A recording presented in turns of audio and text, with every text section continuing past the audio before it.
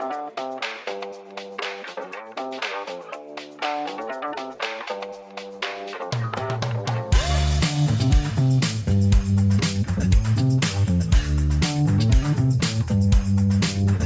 and welcome to the Birchal Podcast. My name is Emily Macfarlane. I am your host, and today I have Mohammed Ali, the founder of iDlvr, which is a construction materials marketplace. Welcome to the Birchal Podcast. Thanks, Emily. Thanks for having me. Thanks so much for coming. I think that I really wanted to understand a little bit more about why iDlvr is needed. Look, so I think a bit about me would help. A bit about, my sort of background, where I've come from. So obviously fresh out of school, I'm 29 now, but fresh out of school, straight into construction, probably because I was, Arab was probably the normal thing to do. So straight into construction, and then have pretty much spent every minute out of school or out of my schooling life on a construction site. So worked from a labourer right through to, high-level construction manager at a commercial construction business.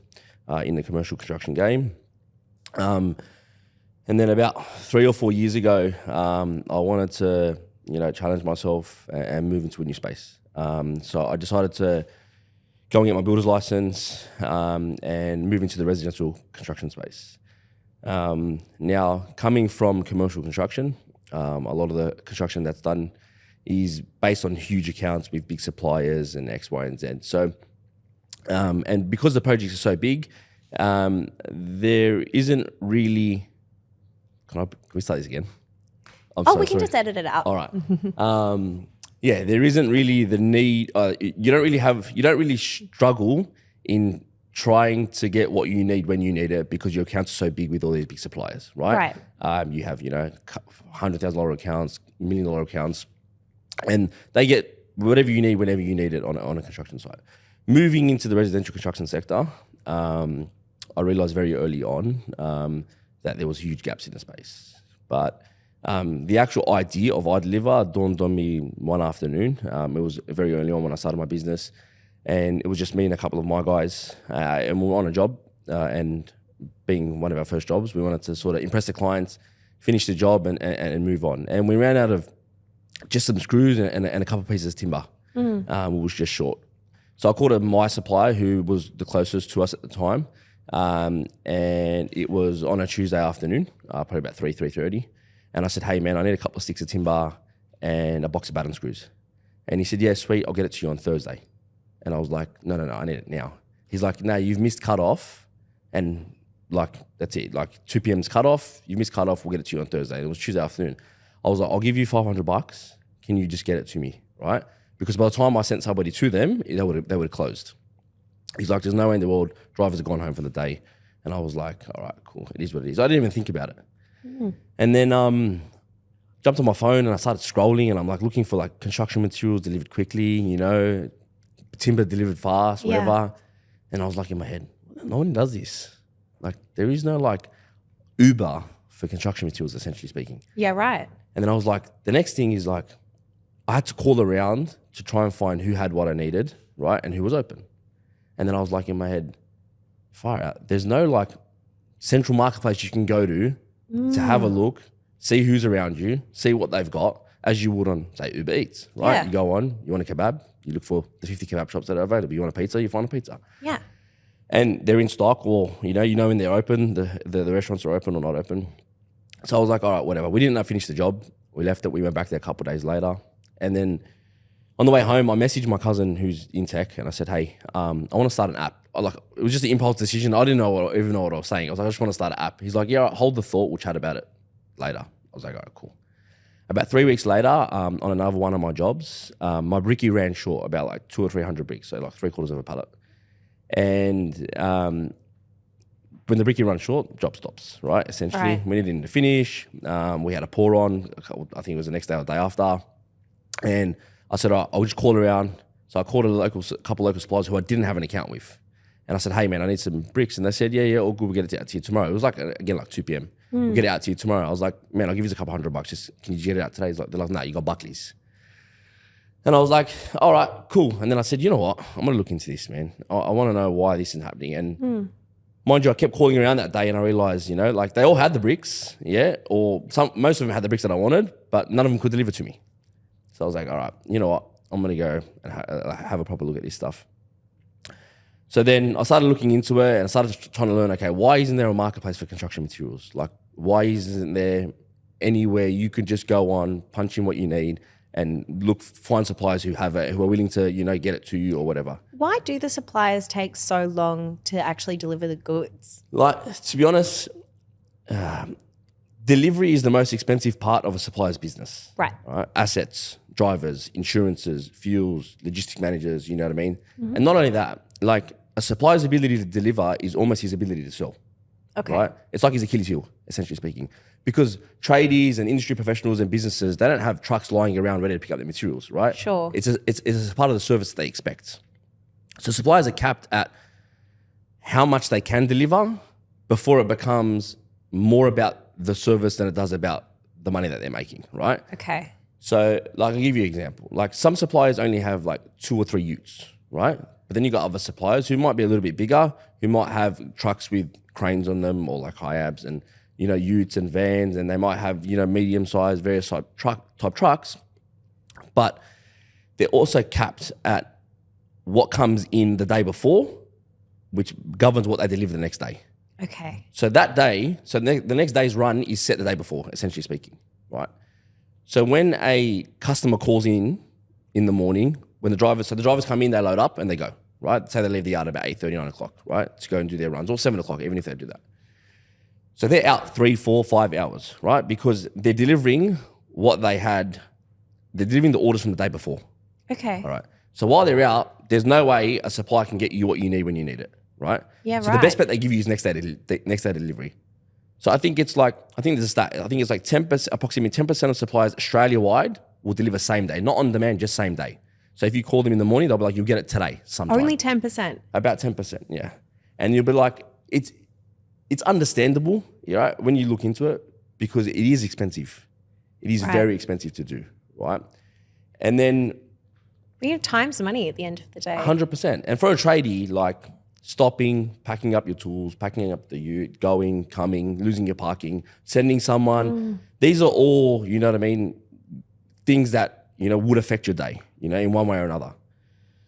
So then another reason why it's there is no marketplace for construction on notice is construction is essentially stuck in the Stone Age. Yeah, right. Like a lot of suppliers still use docket systems and stuff like that when you go in their stores. Like even though you get your emails and stuff at the end of the day for your invoices or what you've purchased and stuff end of the month, but the large majority of your communication with your supplier is traditional. It's phone, it's email, it's, in store, it's etc. And I understand that in construction there is a certain category of materials that need to be discussed, right? But the large majority of materials, especially on a residential project, are usually commonly purchased materials. You know what I mean? If you're a chippy, it's 4x2, it's fixings, it's all stuff like that. If you're a plumber, it's your standard pipes, standard fittings, X, Y, Z. It only gets sort of specialized when you begin to look at finishers and stuff like that, right? That's when you need to actually discuss with your supplier or get the best price or etc. So when I started looking into understand, okay, why isn't there a construction marketplace for like materials?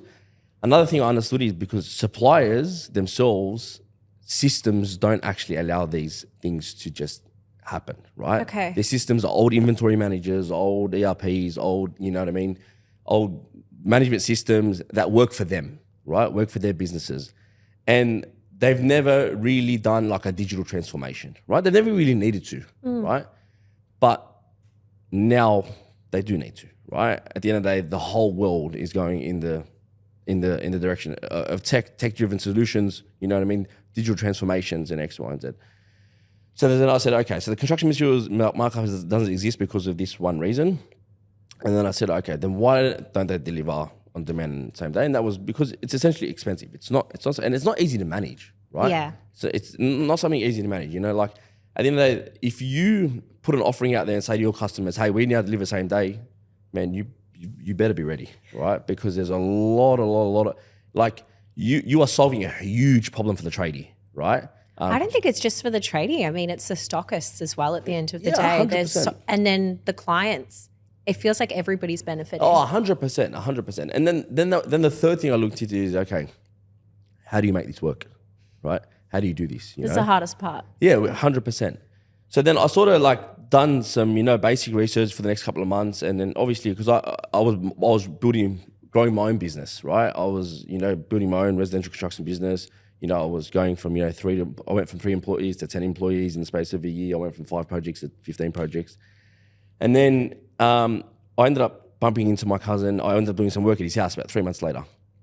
And we literally didn't even talk about it the whole time we were there. And then we had dinner, and then as I was leaving, he goes, hey, remember that thing you wanted to talk to me about? And I said to him, yeah. He said to me, what is it? I said to him, man, I want to do like an Uber Eats for construction materials. And he said, you're a genius. And I was like in my head, really? Like, and he's a guy who spent a lot of time in the tech space. He had built, huge tech solutions, sold them, to big businesses for, huge sums of money. So I was like, all right, there might be some, He's a good cousin to have. Yeah, there might be some, it's like there's validity here, right?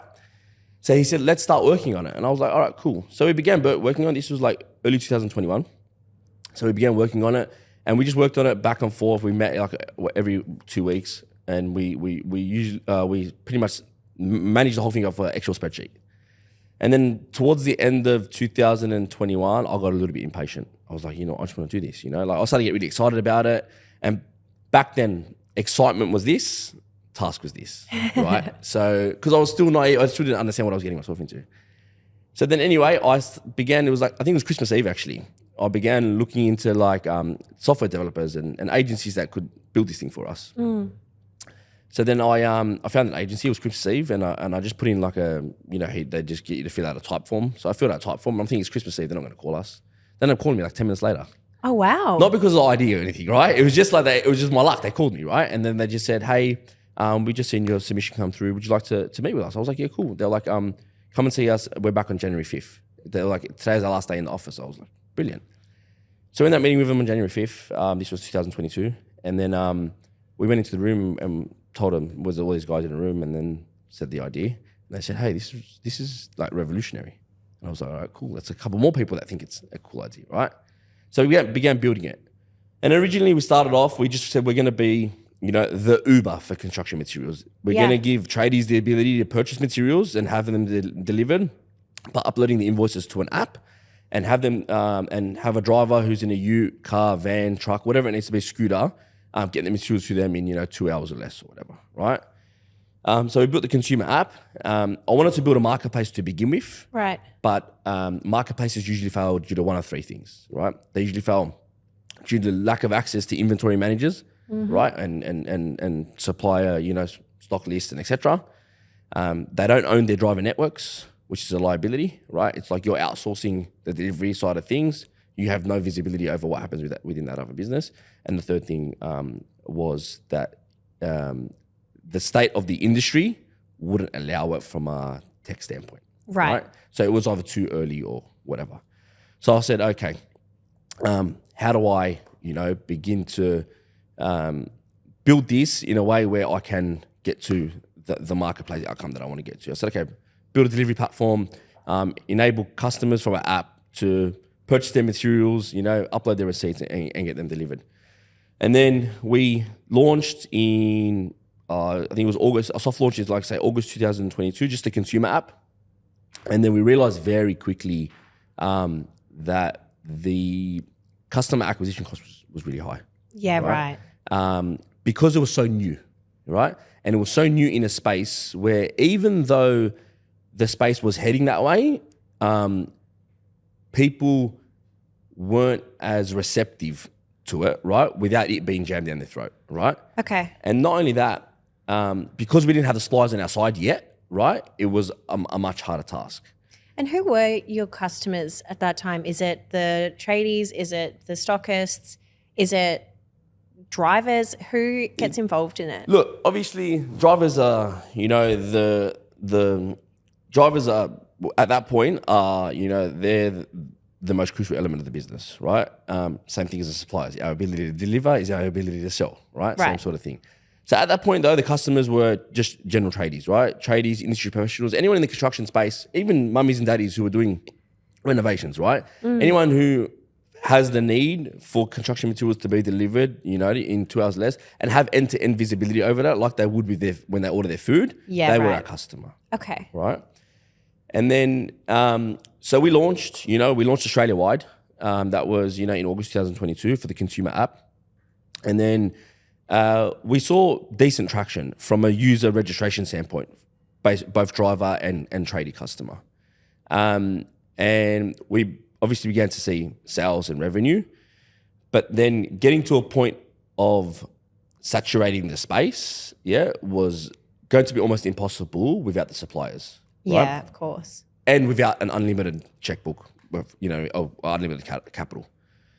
So I said, all right, we need to find a way to get in with the suppliers. Now, I believed I knew I had what they needed, but it was just getting in front of them to understand that if I was right or not. Mm-hmm. So one of the first suppliers we spoke to, and this was through, so our director of partnerships, his name's Luke Lewis, he's an ex-NRL player. He's got a huge network, right? There's almost nobody he can't get in touch with. So very early on, he was able to get us in front of a lot of big suppliers, and their reception was amazing. You know what I mean? But we still didn't have a product for them, right? Because we were on an app still. The consumers were using an app. So we needed a way for the suppliers to communicate with the customers in the app, or vice versa, the customers to communicate with the suppliers. So end of 2022, we began building a web application, which enabled suppliers to, just on their desktops in their stores, enabled them to, whenever a customer called to get something delivered same day, on demand or whatever, they'll be able to book it in with us and get it delivered for them. Okay. All right. So that sort of, we built that for about, 6 or 7 months. We finished that in about August last year. And then we obviously had a really big testing phase. So this whole time we're talking to suppliers, and we're saying like, we're building a solution that we believe will sort one element of this huge problem. Right. So then we ended up completely launching it on February 1st this year. And TradeLink was one of our first partners. So we've onboarded 28 TradeLink stores in Sydney. Huge. Yeah. And then through having somebody like TradeLink come on board, we were obviously made the conversation a lot easier with a lot of other suppliers. So right now, as it stands, we have partnerships with TradeLink, Go Electrical, TLE, couple of Mitre 10s. Mitre 10s are independent franchises, but a few Mitre 10s in Sydney, and a whole bunch of other reputable brands in the city basin. But we did have to scale back the use of our consumer app to focus on Sydney. Although customers still use it all over Australia, the consumer app, we had to limit the web application offering to just Sydney alone. And why is that? Look, there was a lot of stuff that we needed to understand from a logistics standpoint to get it right. Now, construction's not a space you can just walk into, build something, and expect it to work, right? And it's not actually a space you can just walk into if you've never been a part of it. You know? So, like, the blessing that I had was that I've been a part of so many different levels of construction, in so many different verticals in construction, that I'm able to understand logistics on a level that's enabled me to build workflows that suppliers and customers are so receptive towards, right? Yeah, because you understand the problem exactly firsthand. Right. But so now we're at the point where we can scale, right? Obviously, we've sort of conquered Sydney. We've understood all the different deliveries that can come, what sort of curveballs can be thrown, what limitations we have and what limitations we don't have. And we've sort of built, because at the end of the day, even though the marketplace was always the goal, the marketplace was nothing without the delivery, right? Because the ability to source and purchase and buy materials is one thing, right? That's cool, that's convenient, that's etc. That makes your life 10 times easier. But the biggest element is getting those materials to the job sites in an efficient way too, right? So we needed to understand, okay, before we go and build the marketplace, we need to obviously cut our teeth on a whole range of deliveries, right? So right now we provide deliveries that are done by scooters, cars, utes, vans, flatbed trucks up to 6 meters or 6 pallet, covered trucks up to 6 pallet as well. And then we're trying to and we've introduced tipper trucks, and we're trying to introduce tipper trucks to 3 ton, and we're trying to introduce trucks with cranes shortly. Because when we go into the marketplace, a lot of these orders are going to need trucks with cranes, right? because they're going to be project loads worth of material, right? And some will be a lot will be transactional, but a lot will be project loads worth of material, right? So if you're building you're doing a 2-story house, right? And it's a lightweight house, you're going to need, X amount of packs of timber and X, Y, Z, right? So we need to be able to cater to this. Not only cater to it, we need to be able to cater to it at the time and day that these customers want it, right? Tradies. So then as well as that, with our sort of partnership strategy, we wanted to partner with partners with a national footprint, right? Because obviously we wanted our national expansion to be essentially seamless, right? So Trading was huge, 230 stores or 220 stores Australia-wide.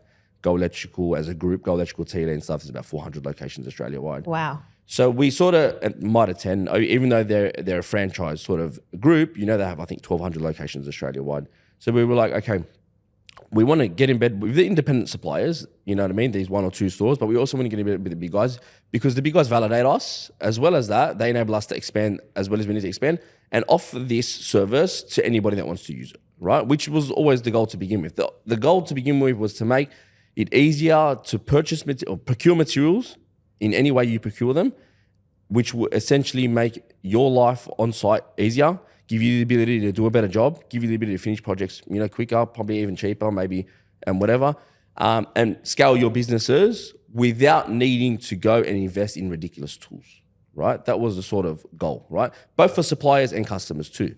Because, like I said before, suppliers are stuck in the stone age, right? And they know that they are, right? And they know that we're moving where the demographic of construction professionals is rapidly evolving, right? We're probably on the bottom end of the millennials, moving into Gen Z, Gen Alpha.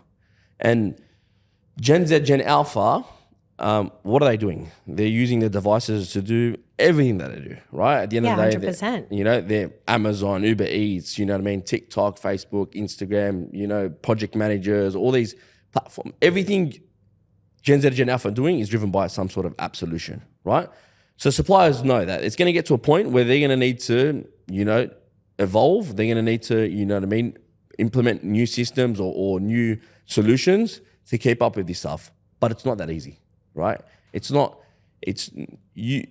something that you could just turn around and do tomorrow. And like I refer to this a lot in my conversations with suppliers. I said, you got to look at what Uber Eats did, right? Uber Eats, okay, it's the most convenient thing to use, right? Everybody knows that. But you actually got to understand what it did.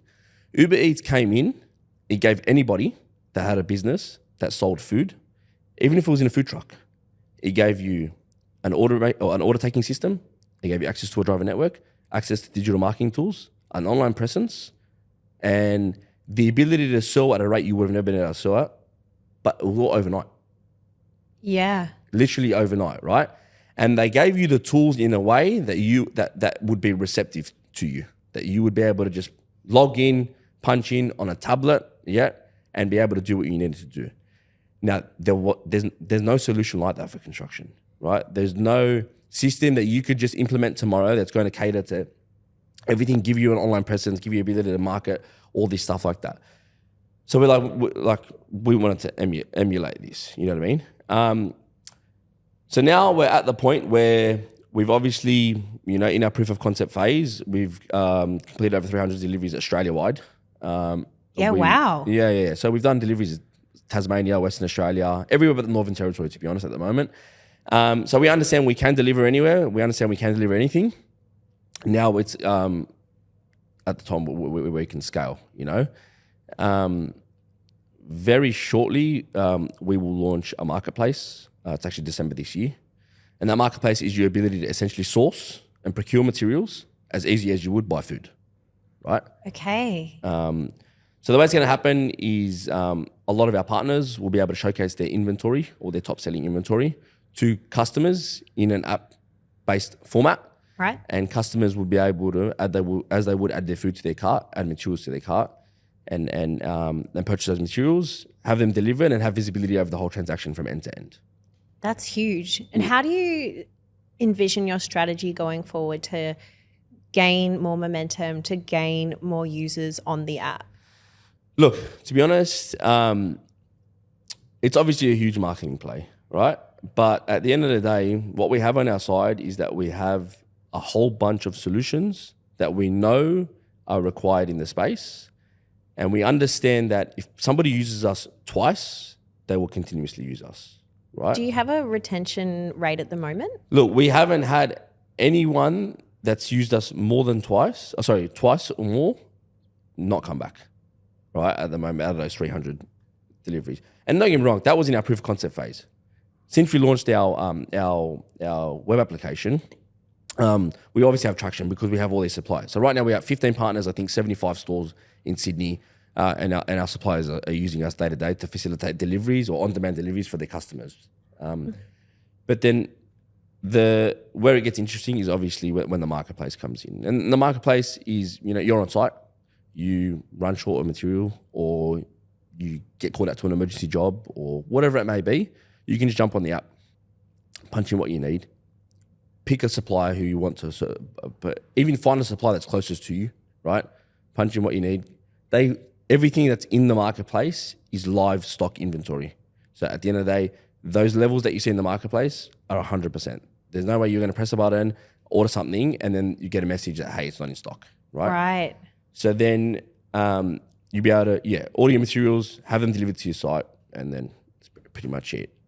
That's unreal. It's such an interesting concept, and it's an industry that I'm not super familiar with. And hearing about these pain points, it makes a lot of sense. And particularly looking at the building industry, it's going through a lot of struggles at the moment. A lot of huge companies are going under. How do you think that will affect your business going forward?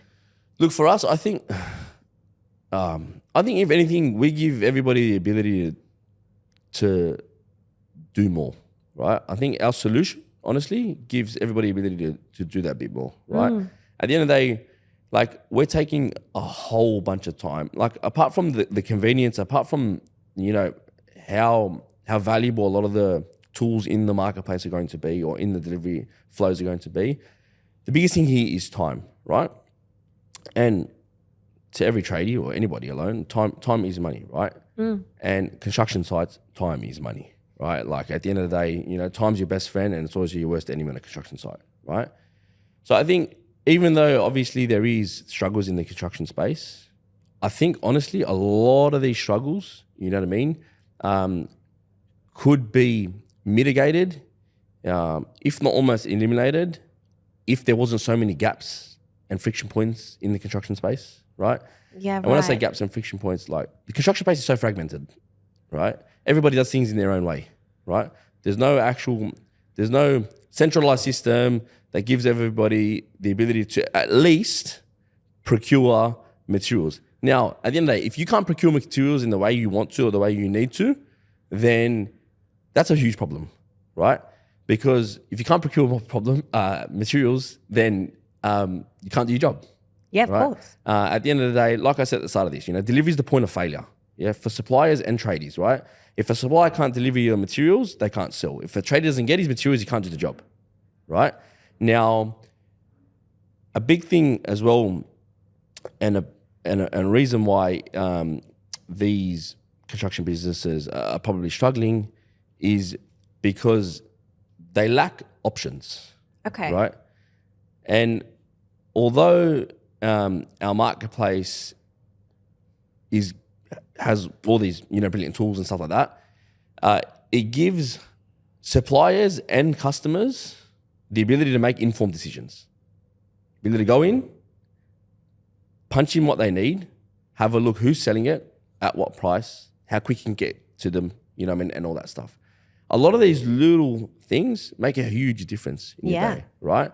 It's and especially that's why we get quotes, right? At the end of the day, anybody gets quotes to understand what they're getting quoted, if it's where it sits, you know what I mean?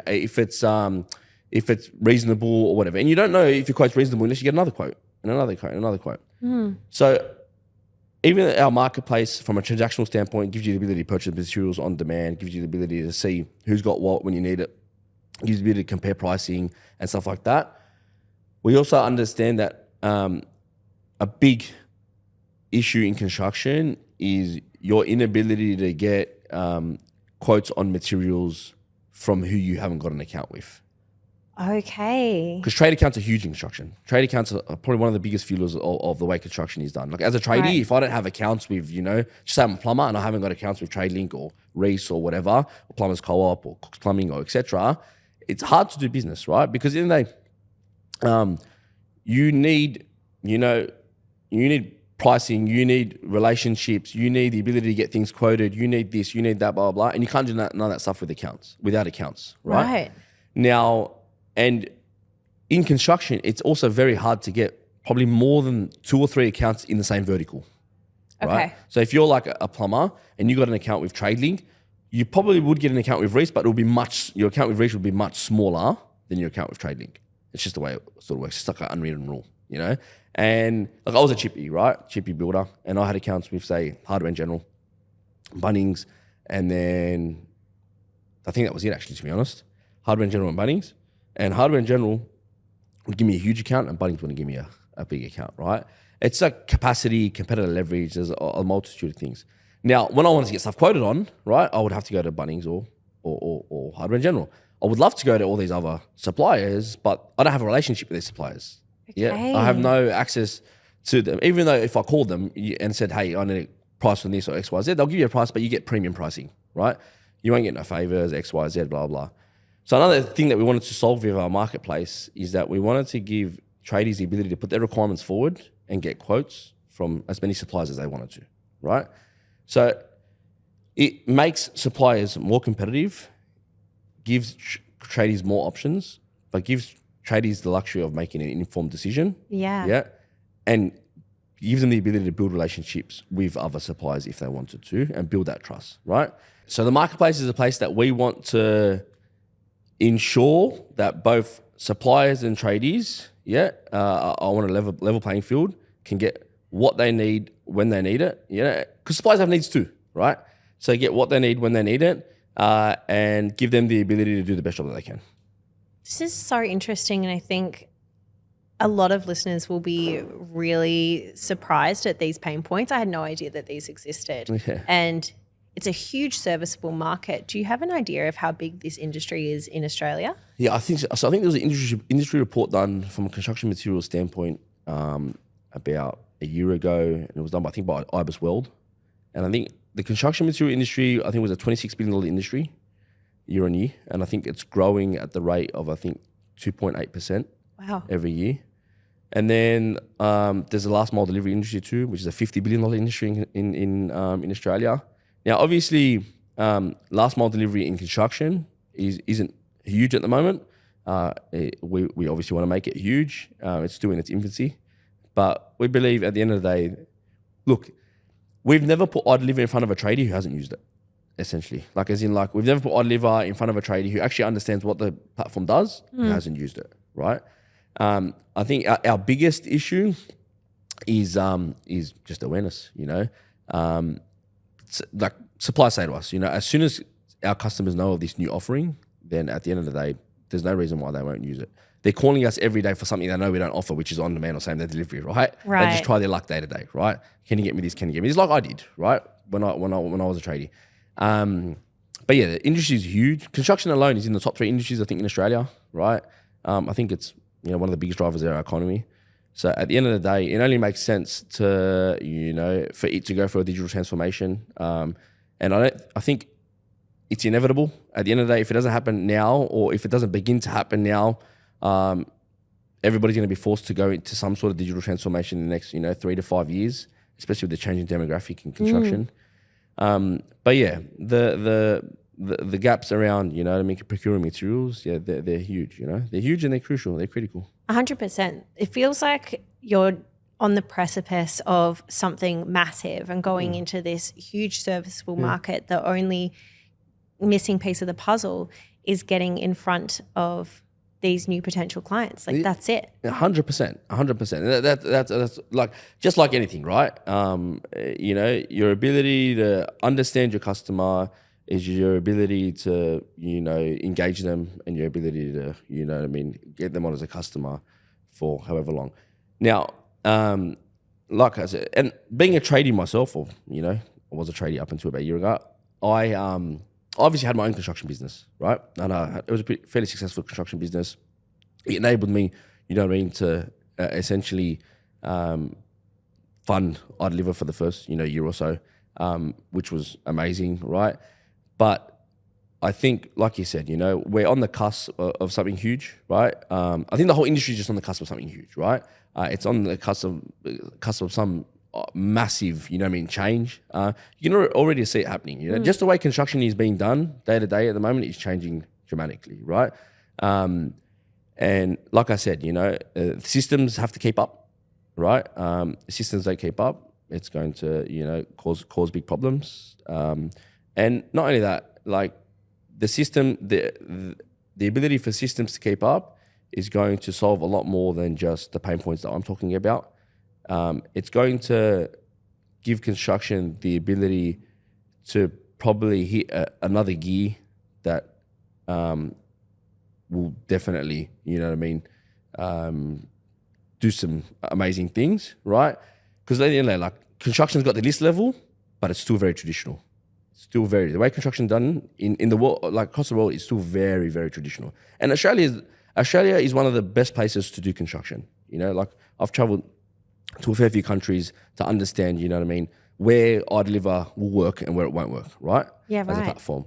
There's a lot of countries that it will work in, but it's going to take a lot more legwork than there is in Australia. The level that construction is done in Australia is pretty impressive. Yeah, it's right? pretty world class. Yeah, it is, honestly. It's pretty world class. And we're renowned for, our ability to, push projects, get projects done in a reasonable manner. Our quality of trades are huge. Overseas you don't get that. In a lot of countries you don't get that.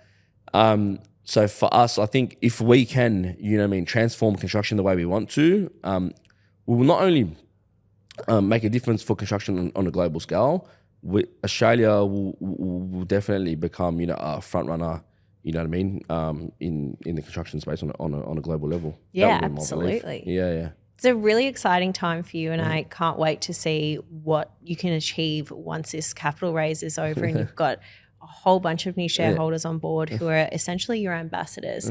And I can't wait for it. Yeah, 100%. Awesome. Yeah, we can't either, Obviously, we understand that, we're at a pivotal point. We feel like we're a slingshot just pulled back, ready to just take off. That's the honest to God truth.